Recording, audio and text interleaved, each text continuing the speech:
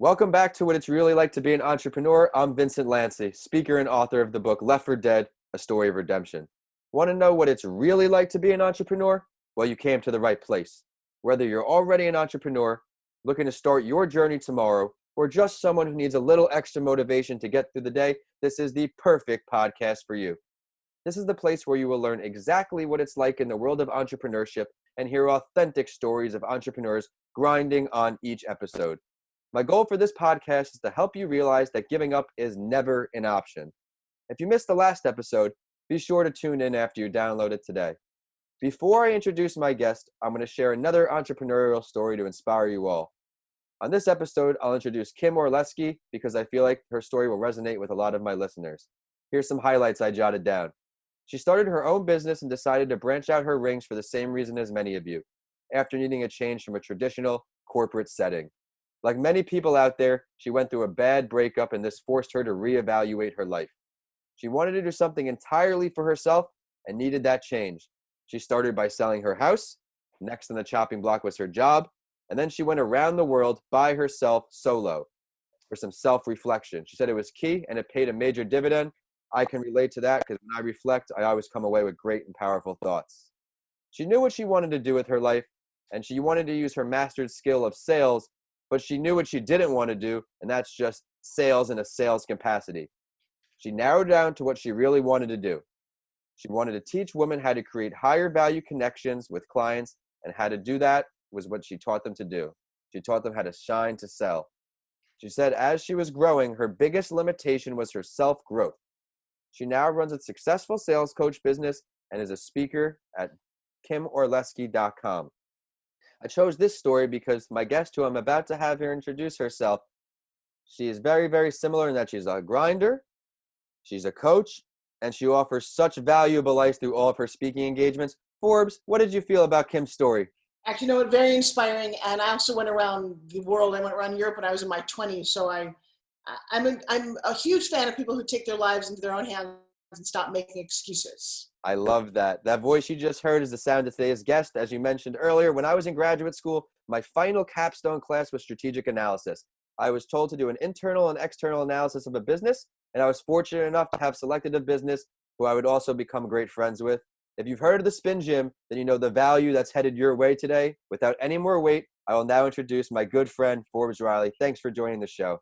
And I will tell you, 10 years later, I'm still SpinGymming and growing the business bigger than ever. So thank you. How wonderful to keep relationships. That's a great message for everybody. Just that's part of the successful core. When you interview millionaires and billionaires, they have amazing relationships. Absolutely. Forbes, would you mind please previewing your story a little bit before we hop into the questions and then end up what you're working on today?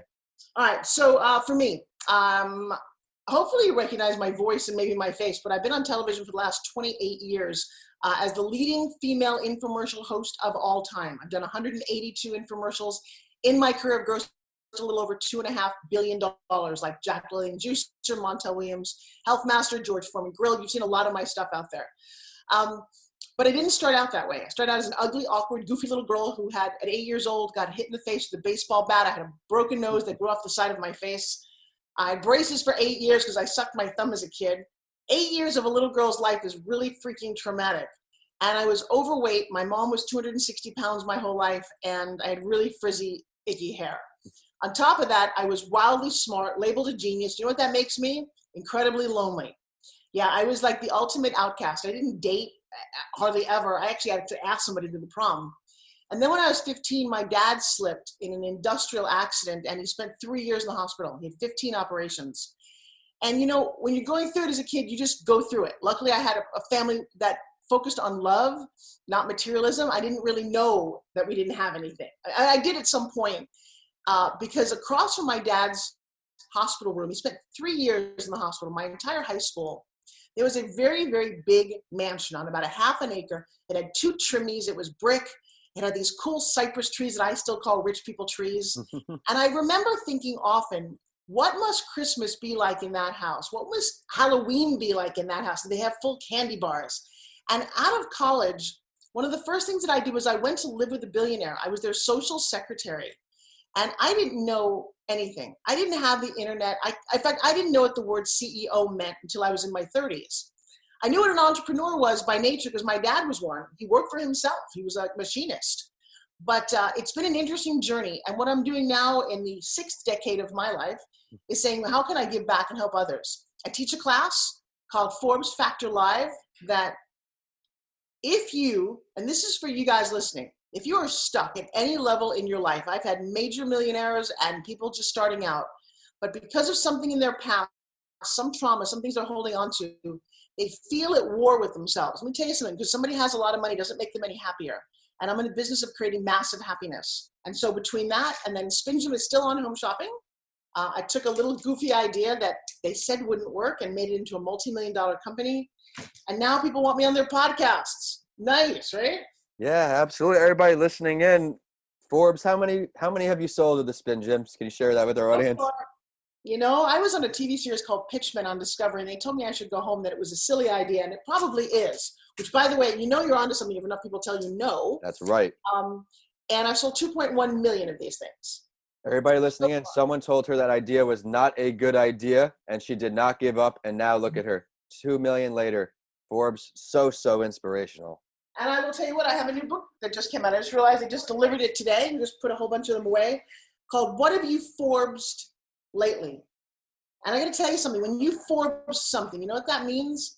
That means that you manifested something in your life that nobody else thought was possible. That is what it takes to be a true entrepreneur, to be a dreamer. People will tell you, no, it's not possible. And if you can Forbes it into existence, there's no other word. It's not manifesting. It's a bigger word. It is literally against adversity. But I will tell you that just because you have an idea doesn't mean it will be successful. You've got to make sure that you do your homework, have relationships. And this is the book. This actually is 36 of my students who've gone through Forbes Factor. So Vince, I know you haven't been there yet, but you will go through my training. Because when you've been through Forbes Factor, you don't speak the same way. You don't language the way average people do. If somebody asks me, or I ask one of the people in my company, hey, go do something, like jump off a bridge, the answer has to be yes. Well, that's a crazy notion, right? You have to say yes. So you say yes, and then you go off and you do whatever it is. So if I ask one of the guys to jump off a bridge, he'll come back an hour later, having done some research, and say, okay, so Forbes. The safest way to jump off a bridge is with a bungee cord. It costs about $38,000 to do the rig. Is it worth it? Do we still want to do that? And now I have the option to say, you know what? It's a good idea, or no, we're not going to venture there. Most people, when you ask them something, the standard corporate answer is no. And I have learned to not accept no. In fact, in my world, NO means never-ending opportunity. Love that. That's such an inspirational message. And I'm sure everybody listening is already excited to jump into the big five. Forbes, each episode, what I do is I ask my guests these 5 questions to help everybody listening in what it's really like to be an entrepreneur. You ready to go? Go for it. Cool. So you may have touched on it, but when did you first realize that you weren't happy with what you were doing, or you just needed to change to become an entrepreneur? Oh, no, baby. No, you don't understand. That is coursing through my veins. I've never had a job in my entire life. When I got out of college, I decided I would not to be a lawyer, much to my parents' chagrin. I wanted to be a movie star and an actress. I moved to New York and I landed the lead in my first feature film audition called, wait for it, I know you've all loved this movie, Splatter University. And that's where the school colors are blood red. And I got to tell you, back then I was a little embarrassed because it was a low budget feature film, but I starred in the film. And you can now it's got a Facebook page and fan pages. It's on YouTube. And I'll tell you what, for a little girl who wanted to be a movie star, but then it wasn't easy. So then I actually started my second film. I still couldn't really get an agent. So here's who I am. I said, you know what, screw it. If I can't get an agent, I'll be my own. I'm an actress. And so I created a company called Creative Management for Artists, run by Lindsay Maxwell. Now, I never shared these stories until recently because they weren't as relevant as they are now. And I would call up people and go, oh, yes, no, Forbes is available. Oh, she's wonderful. Oh, yeah. And I booked myself all over the place. So I literally this is through my veins. Then I went off to work for Club Med because in my head, and I teach this, you got to know what you want, you got to know why you want it. I wanted to be James Bond. And why? Because it was way more interesting than my real life. I didn't want to be a Bond girl. I wanted to snow ski, scuba dive, drive jet skis, whatever it is that he did. And you know what? With zero capital, zero money, I did. I discovered Club Med. Then I discovered a company called Ski View, and I created a stand-up comedy show at ski resorts. There was no how to do this. I just did. Then ESPN comes and watches me do this and comes and offers me a job. Want to hear what they offered me? The very first year of a thing they were starting called the X Games. And myself and Stuart Scott hosted, go to YouTube, type in Forbes Riley and X Games, and you will see in 1995 how we created the X Games. There was none when we started. So for me, then I went off to Hollywood and said, I walked into a comedy club and said, I think I could do this. Next thing you know, I am hosting The Laugh Factory. I am hosting with Robin Williams, Jerry Seinfeld, Ellen DeGeneres. I quickly learned I'm not funny, but I did that for 3 years. Then I hosted my own radio show, interviewing classic rock stars, Sting, Foreigner, Journey, Clapton. I'm not qualified for that job. I know zippo about music, but you know what I am? I was curious, very important for entrepreneurs. I was a good bullshitter. Fake it till you make it. And that's what I did most of my life until all of a sudden I have all these accolades. I'm very successful, but most of the time I was faking it. And there you go. That's such a great story for everybody listening in, because these are a lot of people at the beginning steps of entrepreneurship trying to get their confidence up, find a way to do it. And she found a way. Forbes, thank you for that. What would you say one or two of the most difficult parts of being an entrepreneur are? Everything. Everything is hard, because when you have a job, somebody tells you what to do. Odds are you don't like it because you're building someone else's dream, but it's pretty clear. You get up in the morning, you know your tasks, you know what you have to do. As an entrepreneur, you have to figure out your own calendar. You have to figure out your own motivation. It's very, very, very challenging. You don't know if the idea that you've got can work. You have to learn all these systems on the internet. Everything is changing all the time. Social media is changing. So the best thing that you can do as an entrepreneur is a couple of things. One, and if you need to go read, think, and grow rich, then you need to find a mentor. You need to find somebody who's done it. Odds are there are people who've done exactly what you want to do on some level. One of my personal mentors is Jeff Hoffman, the guy who created and sold Priceline for $900 million, who gave William Shatner, the biggest financial boon of his career. Jeff is one of mine. Joe Theismann is one of my personal NFL superstar, right? He's my speaking coach. Now you can't hire him. That came about, we did an infomercial together, and he does very well as a speaker. And he said, you could do this. And I was like, I don't know how. That was years and years ago. And so I talked to him once a week for years. You've got to find a mentor. You've got to get yourself to class. When I wanted to be an actress, I went to major acting classes. I've been in class with every superstar that you know, from Brad Pitt to Gwyneth Paltrow. We were all in class together. And you have to learn your craft. People think they wake up one day with an idea and that makes them an entrepreneur. No, it's a craft, it's an art, and approach it that way. And there's so many resources now that you just need to do this. And then come to a mastermind. I teach one. Anybody that you've ever wanted to study with for the right amount of money will teach you what you need to know. Absolutely. Great advice. If you had to pick one of your greatest failures, Forbes, what was it and what did it teach you? Oh, dear God, where do I start? Failure is an interesting thing. So I wanted to be an actress. I've always wanted to be an actress. I still do. And if Julia Roberts and Sandra Bullock would just move the heck over, I'd have a nice space right there. I have twins. They have twins. It's even Angelina Jolie with the twin thing. I started it. I'm older than that. But I finally got the lead in a television series, and you should Google this, called Fashion House. It was done by Fox. It was so damn exciting. It was everything that I wanted. I had the lead.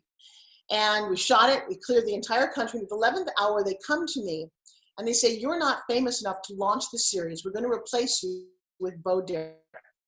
I don't really know Bo Derek to be the most well-respected actress I've ever seen. And consequently, I don't think that I love her. She's a great person, but she wasn't, talent-wise, I was better than her, but it didn't matter. It came down to fame. And my agent called me and he said, you know what, I'm going to let you go. And I'm like, I'm sorry, I'm in my 40s. I have 2 3-year-old kids. Where am I supposed to go? I just have to lead in a TV show. And he said, yeah. He said, but my 10% commission doesn't really amount to much unless you're a big star. So my recommendation to you is, why don't you figure out how to brand yourself? And if you still want to act, make enough money and buy your own movie. And that was it. And I was beyond devastated. And I kind of looked up to God and I was like, really? This is what I wanted so much and I'm not going to get to do this? And this is where you have to get very quiet. And you have to listen to the universe or listen to whatever it is that you feel is in your head. And I got a sense that I was supposed to do something else. Not that I wanted to, trust me, this was not my idea.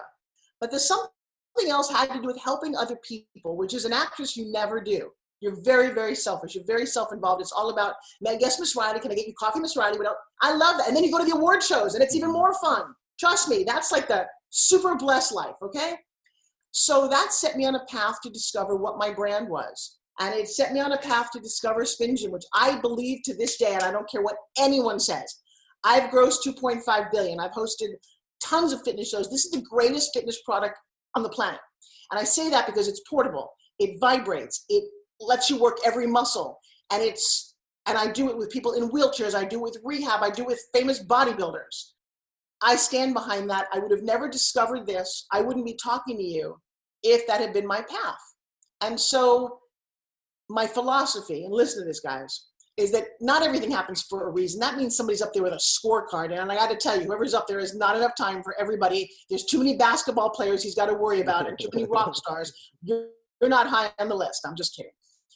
But what if what happens and you find the reason? You went through a tragic accident. It set you on a path. And if you can find the reason for things to happen, right now I'm dealing with my fiance who the day after New Year's, everyone's like, Happy New Year. Guess what? He got 45 miles an hour, got hit by a car, flipped over the car, landed in the ICU, and he's been there for quite a while. Do we find the reason? Yeah, you know what? We're going to make all kinds of reasons happen out of this.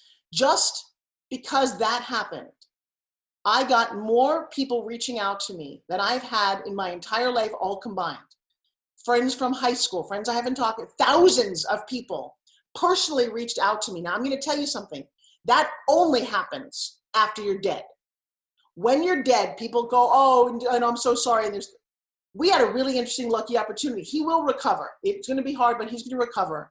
But all of a sudden, I got a chance to reconnect with people. So out of whatever tragedy, if you're smart and you look at it that way, that is where the opportunity, that is where life happens. It's an amazing way to put it. There's always a brighter light. You may not see it initially, but making the most of it, I'm sure you guys will.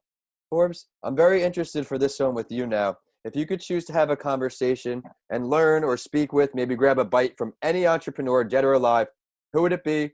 What are you talking about? Okay, so this guy is probably famous because his dad wrote a best-selling book. You've heard of the Bible, right? Yeah, it's a pretty good book. So I'm at this moment, I actually want to sit down with Jesus and have a real conversation because I got to tell you something. There's people 2,000 years later telling me what he said. And, I've played the game of telephone. You can't get 12 people to communicate what somebody said. And at this moment, I want to have a one-to-one with this man.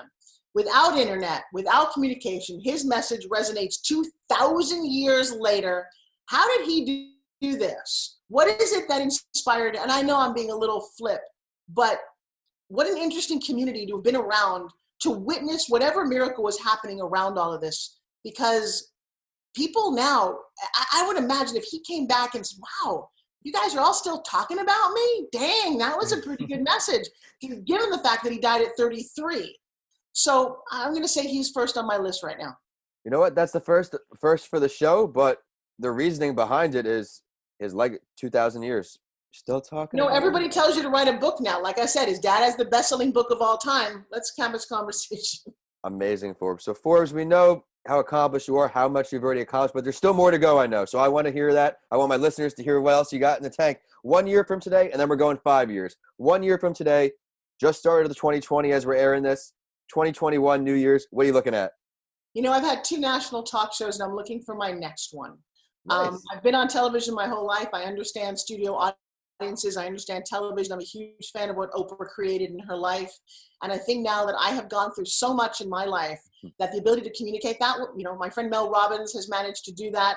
And that is my absolute 100% intention goal. People need to hear this voice. They need to hear this voice of reason, this voice of questioning, this disruptive female. Here's another thing too, being a chick. You can name, let's name the guys that everyone's listening to. They're listening to Gary Vaynerchuk, Grant Cardone, Tai Lopez, Tony Robbins. How many women's voice do you hear right now? It's going to be Forbes Riley. Well, there's not a lot of us. And that's one thing. The second thing that's interesting about what you go through, so the love of my life is 17 years younger than me, and he's rather handsome. And so all of a sudden I'm being touted as he is my boy toy. I don't know what that means, but I don't think it's very flattering. I think it's a very odd concept that the other way around, older men and younger women, is very much accepted. But I got to tell you, I'm going to start talking about the fact that we are so freaking judgmental. And that was one of the things they talked about in the Bible. Stop, they really throw some stones.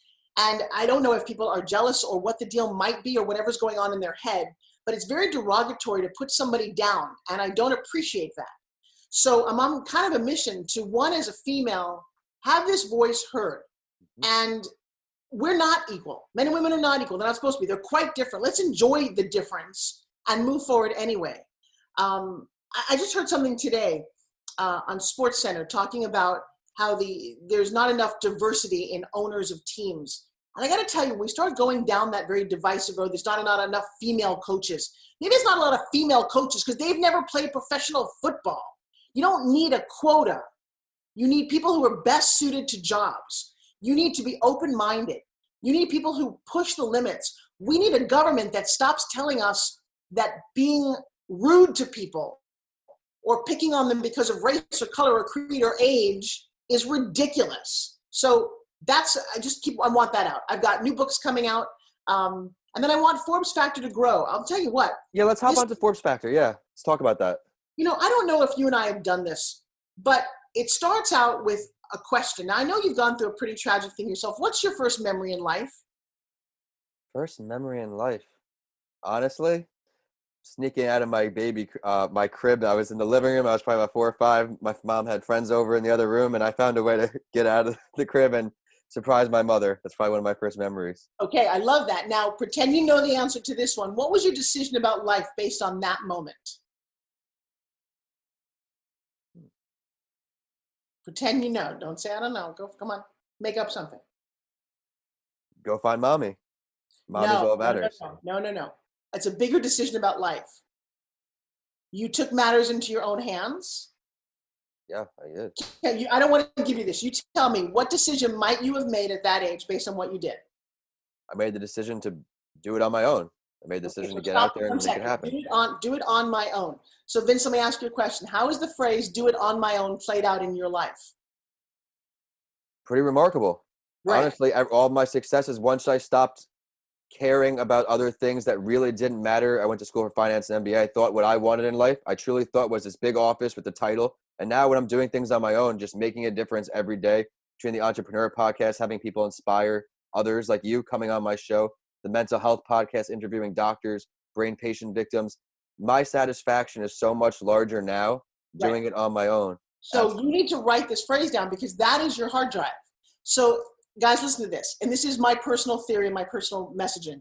If I say the word high school, you're going to bring up what files, a file of your videos, of your photos, of your documents. It looks a lot like a computer screen in your head. You have files of everything that you remember. Your accident has a big file to it. But there's an operating system. It seems to be formed at around 3-4 years of age based on a memory, okay? Now, the memory is not really your first memory. It's your loudest memory. And then you make the decision. The decision that you make is your operating system. Now, a couple of things can happen. One, if that gets interrupted and you have some tragedy between about 7 and 12, you end up with a corrupted hard drive. And you've met people like that. They're conflicted about, why am I depressed? Why should I be doing more? And you hear it in their languaging. It's because they had a first decision, but it got messed up because they got molested, they got hurt, they got insulted. They got bullied. And for the rest of their lives, they're at war with themselves. And so I go in through Forbes Factor and we clean out basically the closet, the frustration that you have, because your first memory is actually quite good, but it might be tweaked because you might have to learn that you don't have to always do it on your own. You may have to learn the art of delegation based on that decision. But you're happier when you act true to yourself. Yeah. So I want Forbes Factor. Now I did this last night on a webinar. If you have a first memory that is so hurtful that you want to end your life, that you're dealing with being overweight and an addiction, odds are a lot of this can be tweaked from then on. And that's what Forbes Factor is about. We call it a healing. And we do it all the time. And I would say everybody deserves a healing because you're like, oh, wow, it's like freedom. You literally, when you go through this training, you feel lighter. You feel not emotionally trapped. And who of us doesn't want to feel less emotionally trapped by our own psyche? Absolutely, Forbes. Thank you so much. We're going to touch on in a little bit the information so everybody can look at that. But I first want to start by thanking you for joining me today. I know how busy everything's been lately with you, but thank you for making time to inspire everybody listening. What I really enjoyed was how you personalized every single answer. You related to everybody. You showed everybody how no one believed in your SpinGym but you and what happened to it. 2 million sales. Forbes, can you please, this is something I do on each episode. It's called The Last Word. Is there something you'd like to share with everybody listening in that we didn't get a chance to touch on today? You know, I have to tell you, we're in a time where you are definitely made to feel less than if you're not on top of your game. When you look at Instagram and you see all the cute little girls and people who have 1 million followers, I will tell you, for most of us, it's very debilitating about, wow, how do I start? Is it too late? And to truly own yourself. I would grab a copy of this. I think on Kindle, it's less than $3. This is 36 stories of entrepreneurs who have manifested things in spite of people saying they couldn't. And I just want to give you a little boost that says, please don't march to everybody else's drummer. You know, I posted a picture of Joshua, not a very flattering photo. It was a very challenging week in the ICU. And I asked people, I said, what do you think? Is this cool or not cool? Because I was at my wit's end. I'd spent 48 hours awake. I was freaked out. I was alone. I don't have parents or family anymore. And people would say, oh, you know, you shouldn't share that. I'm saying, you know what? We should. This is a time in our lives where you can find a friend virtually. You can be authentic to other people. You can take what's really bothering you and make it your personal mission, your personal platform. And I think in that sense, it's a greater time than it's ever been in the history of mankind. Enjoy it, embrace it, don't let it frustrate you. And if you want to come seek me out, I'm all over the internet. You know, just That's perfect time. Yep. Oh, I was going to say, please share your social media, website, ways for our listeners to either engage with you, follow you, request your services. There's a lot they can do with you, so please share. Well, first of all, I have a very unique name. So Forbes Riley is on Instagram and LinkedIn and all of those great things. I'm always looking for opportunities, very much like Shark Tank, to either invest in or take to home shopping. If you've got a great idea, by the way, and a great product, I am a phenomenal resource. It's not my business, but I do this all the time. Go to Forbes Factor Live, www. Go see what we're up to. And if it's not for you, recommend it to somebody else, because odds are you know someone who is struggling and can't figure it out. You know, it's funny, Vince, at some point, I will write the book, maybe never, called The Secrets Therapists Don't Want You to Know. Freud and Jung had their head up their ass. Get off the couch and into your life. I know nobody cares how you feel about it. You can fix things. And it's crazy because your brain is fixable. You know, you dealt with it, you know, between nutrition and mindset and conversation, you can fix your own psyche so it works better for you. You would fix your engine if it didn't work. You'd put oil in it. You put what you need in. But we don't feed our brain correctly. And there is a way to get healthier mentally and physically, and that's what I'm committed to. So stay in touch. Absolutely. I mean, and you hit it head on. There's some things that aren't preventable. Some things can be genetics, but if you eat right, you get good sleep, you take care of yourself. You're so right. Everybody, you can also follow the show on Instagram at Your Favorite Morning Podcast, on Facebook at Your Favorite Morning Podcast, and Twitter on PodcastsByLanci. My handles are at Vincent A. Lanci on all social media and YouTube, and my website's vincentalanci.com. Make sure to check out my book, Left for Dead, A Story of Redemption, on Amazon, and be sure to DM me or email me. I want to hear what you think. If you enjoyed today's episode with Forbes, please continue listening and rate what it's really like to be an entrepreneur 5 stars. I work very hard to find value delivering stories for you each episode. As always, I will follow the last word and end the show with a quote that inspired me, and I know it will for you too. This one is from one of the co-founders of Mindtree, Subroto Bacci. Let your leaf lightly dance on the edges of time, like the dew on the tip of a leaf. Thanks for listening, and I'll see you all in the next episode of What It's Really Like to Be an Entrepreneur.